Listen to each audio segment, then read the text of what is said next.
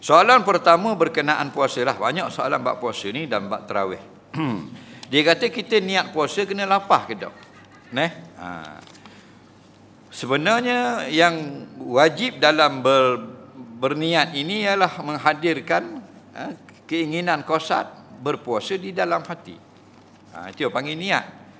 Mahallun niyati fi qalbi. Tempat niat itu di dalam hati. Sebahagian fuqaha mengatakan sunat kita melafazkan pada lisan, sunat, bukan wajib. Kerana Nabi SAW pada satu hari dia puasa sunat ketika tidak ada makanan di rumahnya dan dia belum melakukan yang membatal. Kalau begitu hari ini aku berpuasa. Jadi Nabi melafazkan. Okey. Jadi fuqaha ambil daripada hadis ini, di ijtihad mereka ini, sunat kita lafaz. Maknanya esok berpuasa, malam kita berniat di dalam hati. Sunat kita berkata pada mulut, aku berniat mengerjakan puasa fardu Ramadan esok hari kerana Allah Ta'ala. Tapi siapa yang tak melafazkan tidak ada masalah. Kerana hukumnya sunat. Apa makna sunat? Ma yusabu fa'iluhu saja. Wala yu'aqabu tarikuhu. Barang siapa yang melakukan, maknanya dia dapat pahala kerana ulama berijtihad itu sunat. Dan siapa yang tidak melafazkan maka tak ada masalah.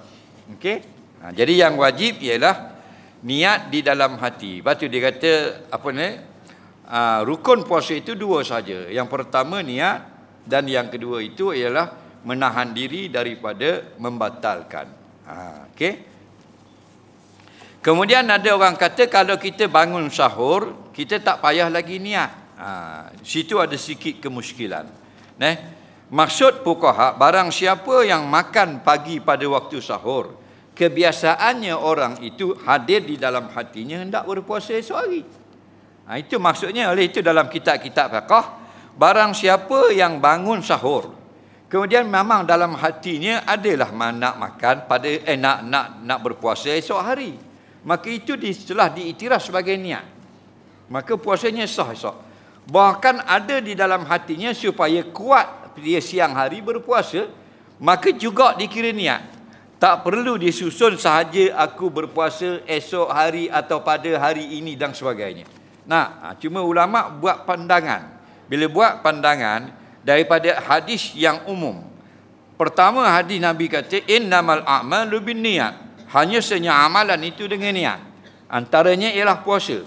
Ibn Hajar Al-Asqalani Al-Hafiz Al-Imam sebut dalam kitab Fathul Bari, innama tasihu ba'dul amal. Maknanya setengah daripada ibadah itu tasihu, sah ia dengan niat. Jadi termasuk puasa. Nampak? Jadi umum. Jadi ulama buat contoh. Hadis umum, innamal a'malu binniyat. Hanya senya amalan itu sah dengan niat. Nabi tak kata saja aku puasa esok hari fardu Ramadan. Tak. Ulama ijtihad. Ini tugas para fuqaha.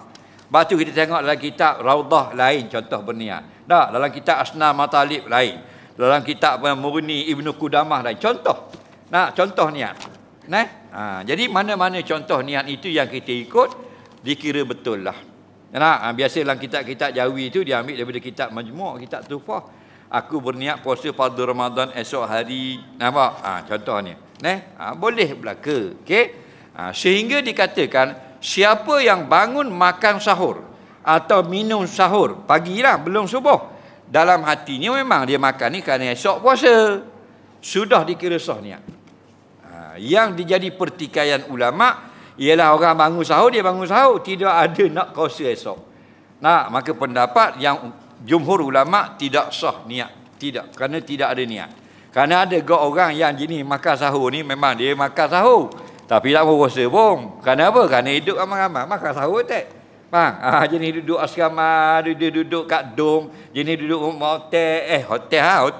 Jenis duduk rumah sewa ramai-ramai, orang kerja staff ramai-ramai tak. Orang makan sahur bangun dia bangun. Tapi tak puasa esok.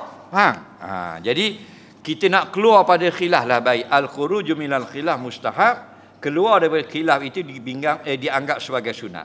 Jadi siapa yang bangun sahur, hadirkan dalam hati sekurang-kurang kerana aku nak berpuasa esok hari.